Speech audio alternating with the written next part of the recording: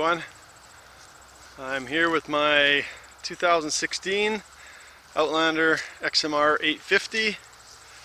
Bought it a year and a half ago, and I'm going to give you an honest, no BS, tell the truth, no holds barred review after a year and a half on this thing.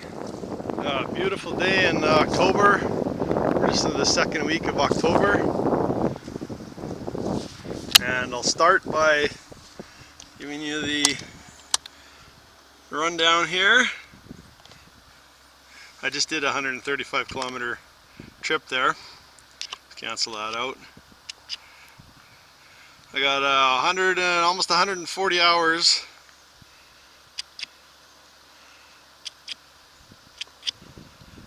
and 2881 kilometers on this thing. So I've ridden her lots. With all those miles, I know this machine pretty good. We're going to start at the top front. The Snorkels, I'm not going to give you a review on that because I already did. Alright, so I have the Can-Am with the open bracket. Means it's open on the end here. Some of them have a full bracket comes across.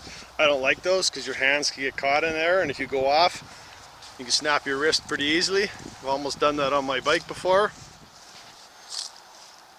I lost the little piece that clips onto there to block the airflow, so I just took them both off. Aside from that, they've been good. They blocked all the branches I need, and everything else, they're pretty stiff, so I don't miss the full wrap bar on them. Okay, some of you probably been wondering, I ride mud with a mirror. The only thing I use the mirror for is to check if my GoPro is flashing red, meaning it's recording. It's the only reason it's on there. And I showed you the front console screen. The screen, I have a screen protector on here because I'm always wiping mud off of it. So it's kept it really good. I've replaced that screen protector about 4 times now. It's kept the screen looking mint. I have the ArrowATV.com. These aluminum molded have held up extremely well. I've hit trees with it. I bent the bumper in, as you can see. Most people think with the plastic on there you're not going to bend the bumper. You're going to bend the bumper because the backing is steel. So it doesn't matter if you have plastic or whatever you have on here. You hit something, that steel is going to bend the bumper. With the aluminum, you don't have to replace the black plastic Can-Am. You may have also noticed that recently I added something here. Little protection from zombie attack. It's just there to cut a little bit of brush if I need to, or a little tree. The plastics, if you ride any rugged terrain with logs and trees, and you're eventually going to end up breaking these plastics. You can't get around it. The footwells, if you notice, I've trimmed them because all that plastic broke. I got a tree through the fender here. I've riveted it up. You can't get around the little tab strip. The screws strip out, the little tabs break. The end screws here. If you go to tree through there, you break it. Pretty straightforward. Plastics are going to break unless you're just trail riding, and then you're going to keep it nice and mint. But I don't just trail ride. As you've all seen, hopefully you've been watching the videos. Now the front shocks, they've been decent. I got them preloaded half, maybe not even quite half.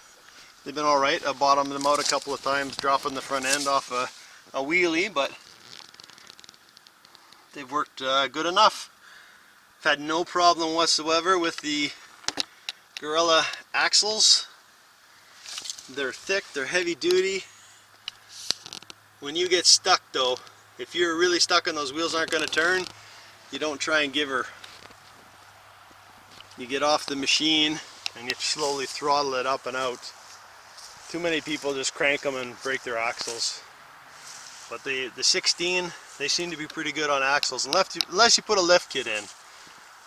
A couple people I know put a lift kit in, 2-inch lift kit, and started breaking axles, so it makes a difference. It's just, I've just left it stock. I'm still running the original wire cable for the winch. I've had no problems with the winch. I don't just rely on the winch itself. If I'm really stuck, I'll put a sling and a block on it, so I double the value of the winch. I'll save the winch. I have lost the red end to the cap here. Some deep mud and it got knocked off.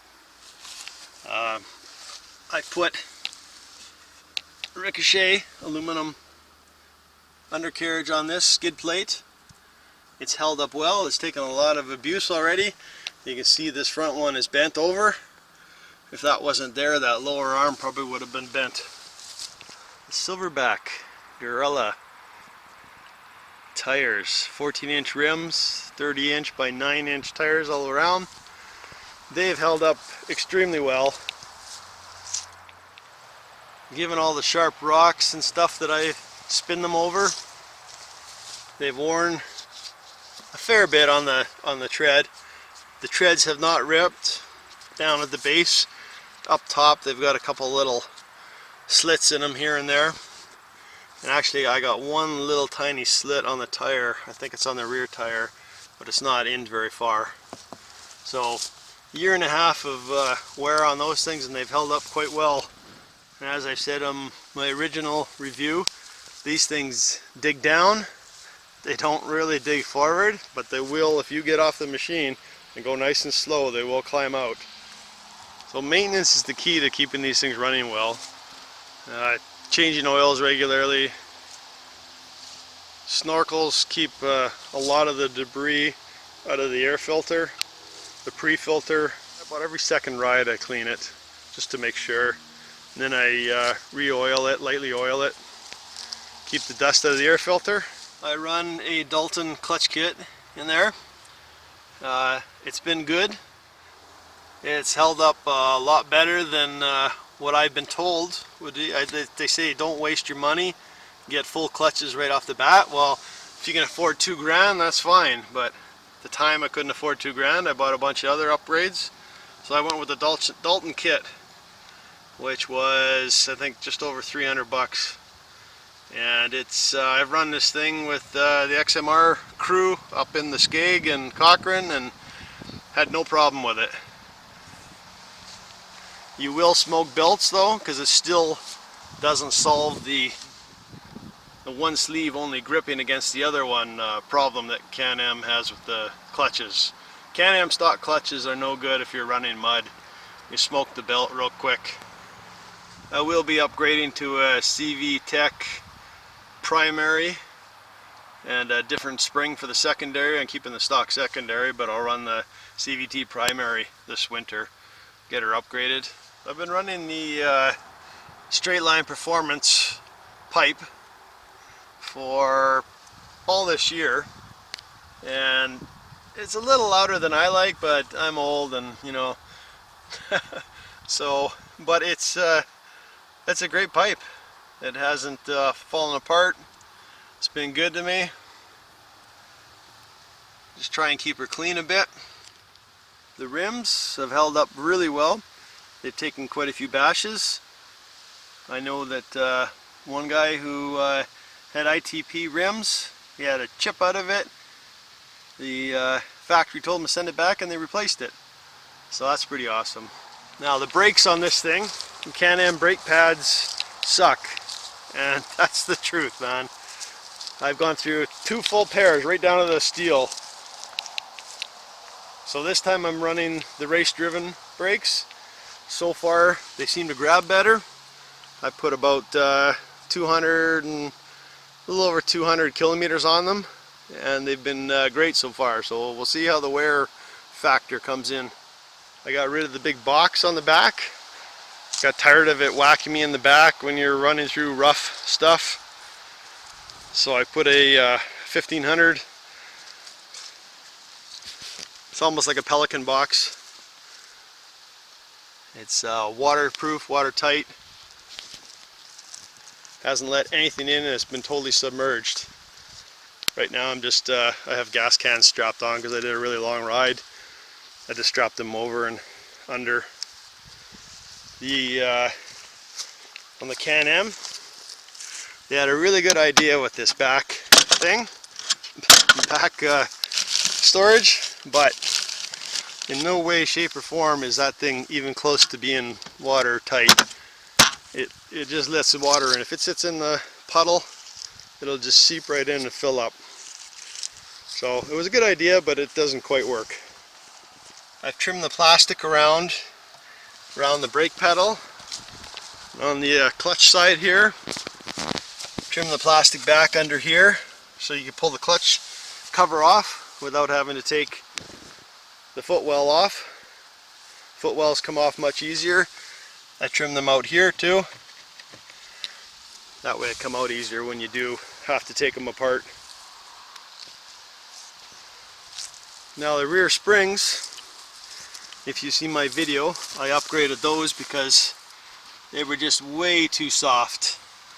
And I'm running them about half preload now, and it's brought the shock to life, and they've done really well. The only time I've ever bottomed out is when I really slammed the backside of or front side of a mogul or a whoop, and the tire came up and actually broke all the plastic right here. So that was a hard hit. But they've lasted really well. Now, the rear diff. That is a Can-Am disaster. A lot of people have had the front where the drive goes in, the front seal, the pinion seal, all that wears real quick. I've had that replaced twice, still leaks. It's a pain in the ass. I change my rear end oil every single ride. Because as soon as you go in a puddle, water leaks into that thing, mud leaks into it. I change it, I wash it out every single ride. I use cheap oil. Cheapest I can find. And it hasn't blown up yet. I'm waiting for it to. When it does, I'll be trying the mud and wheels racing diff. Well, people said, oh, it's when the hot diff goes in the water, it'll suck the water in or get the bellows. So I got a bellows, didn't make a difference, not an ounce of difference. I took the hoses right there, tucked up still, but it's not that. It's that front seal where the drive shaft goes in. The drive shaft goes in on an angle. I don't know what the problem is. Bad design apparently, but yeah, Can-Am rear diffs are no good. The design needs to be changed or something. Just gonna get back to the wheel here for a second there. If you watched my videos before, at the start I had problems with the wheel studs snapping off. The stock required torque for the wheel studs was like 74 pounds, and that is way too much, way too much. I'm running them 50, which is probably on the light side, but they haven't come off yet, so they're easy to take off. You'll be struggling with them in the bush, and you'll be snapping studs if you put 74 in there, guaranteed. Now the old Can-Am clunk. I haven't bothered doing anything with the sway bar arm bushings. I haven't changed them out. Try and put grease in there. They don't go in. I've had them changed once by stock, and it still clunks. So that's always an issue. If you can deal with the clunking, who really cares? But if you don't like the clunking, then so Garage Products makes apparently a better bushing. It's supposed to get rid of some of that clunk. I haven't changed anything yet, so I'm still dealing with the clunk. I can put up with it for now. Okay, if you watched my Mountain Baldy video, the rally we had there, the ATV rally, you'll know that this thing overheated. The hose, can't see it right now, but the rad hose comes straight down here.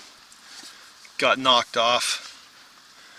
And I explained in that video that there's really no lip on the housing for the water impeller. So that was an issue. I put a gear clamp on there now and it hasn't come off. Gotta keep an eye on it. That's one thing to keep an eye on. Another thing to keep an eye on when you get these things from the factory is all these clamps on the hoses for all the snorkel stuff on the exhaust and the intake. All my clamps were loose.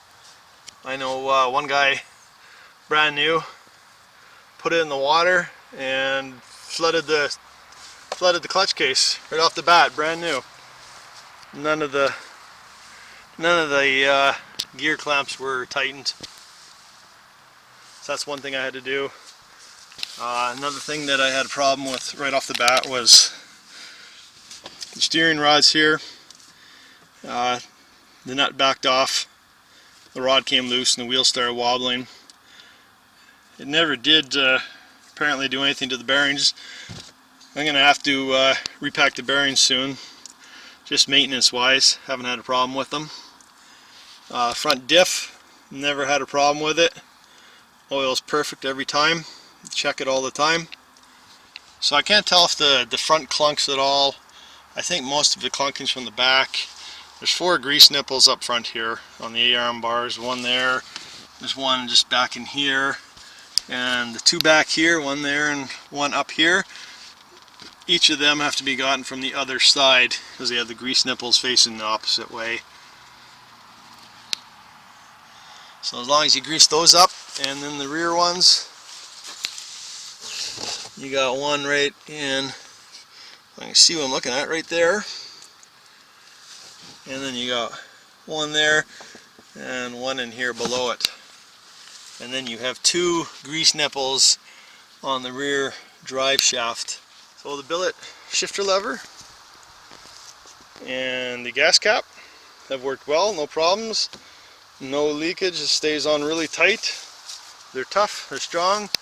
That's from Chris Black, also known as Blackie on Ostacruiser's videos. Occasionally you'll find that all of a sudden this thing will start jumping out of low.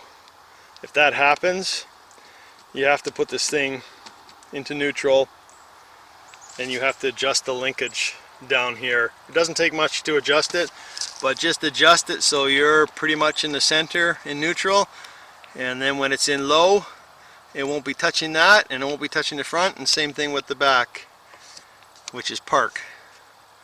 Everything will be centered in the middle and you won't have it jumping out again. I haven't had the problem again since I got it. So one of the most absurd things that Can-Am does is behind this footwell here, they have the transmission oil cap. They got the drain plug is on the side. I don't know why it can't be straight out the bottom. It's well protected. On the side behind the foot brake. So you have to take the whole front foot brake off, or you have to get a tiny little wrench and try and wiggle around in there, and then you get your fingers in there and try and put the plug back in. It's just it's a total joke. Makes it very difficult. The front oil bolt is on the bottom, easy to get at, straight down through the hole in the skid plate there. Easy oil change. Right about here is the oil filter. Fairly easy to change. You can leave this on and struggle a bit, or you can take it off. But like I said, even when you take off the footwell, getting at that transmission plug, drain plug, is a pain. Not fun at all. So the 850 motor pulls well. I like the power. Maybe, well, I could go with a little bit more power, but we'll work on that. I get a little more power from the pipe and the tuner. I got the tuner, oh, I showed you where it mounted before. It's right behind here beside the air cleaner. I can't remember exactly. I think the shift out in high is around 7,200 RPM, The shift out in low range 4x4 is 8 grand, I believe. So this thing in low gear, I can run this 72 kilometers an hour before the limiter kicks in, and she turns the wheels quite well. And with the Dalton clutch there, it gives you that extra 500 RPM on the engine before the wheels kick in and start spinning. And with the Dalton clutch, I've had it on there for about a year now, and I'm on my second belt. I just changed it a little while ago, a few rides, can't remember now, but that's fine with me. Like I said, I haven't had any problems with the Dalton at all. For a year and a half, these rubber straps that hold down the housing for the rad here, the top housing, they broke. The rubber just disintegrated and broke, and you can only buy them as a kit with the ends. These plastic ends don't break, it's just the rubber that breaks. That lasted a year and a half.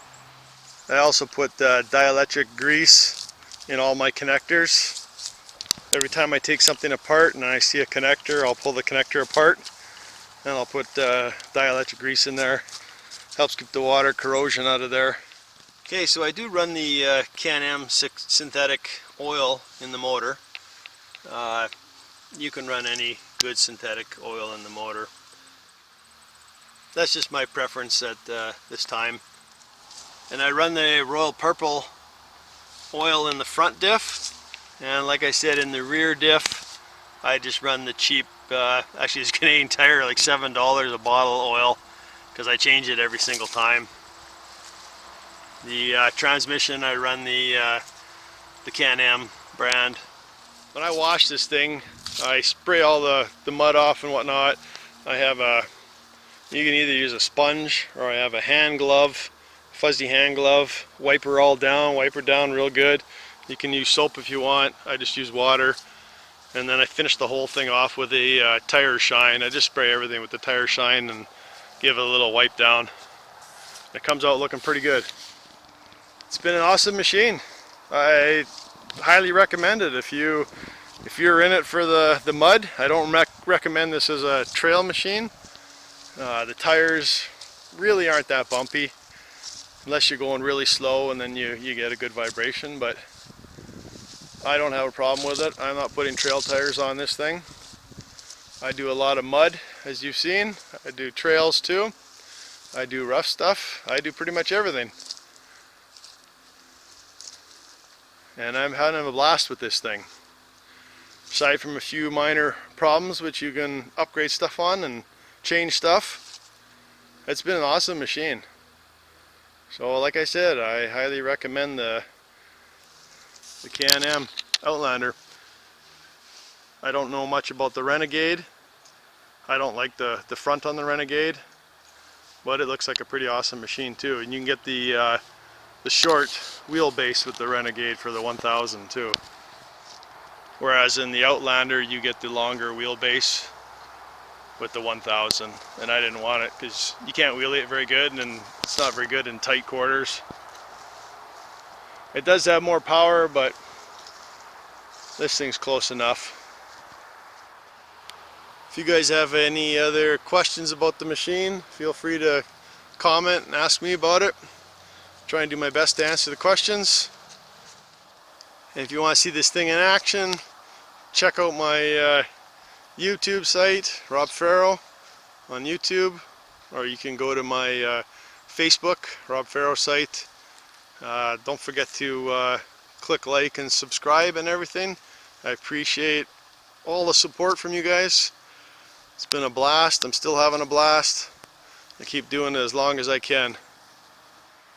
Alright, I hope you guys enjoyed the year and a half review on a 16 Can-Am Outlander XMR 850. It's been an awesome machine. I can't wait to get back out running again. It'll be this weekend. I'll be out for another run. I'm going to run until it snows and gets way too cold, and then she'll be sitting until spring. But I hope to have enough videos there to run you guys for most of the winter. I might throw some sled videos in there. Some people like sledding. we sled up here in the winter. So thanks for watching, guys, and we'll catch you on the next one.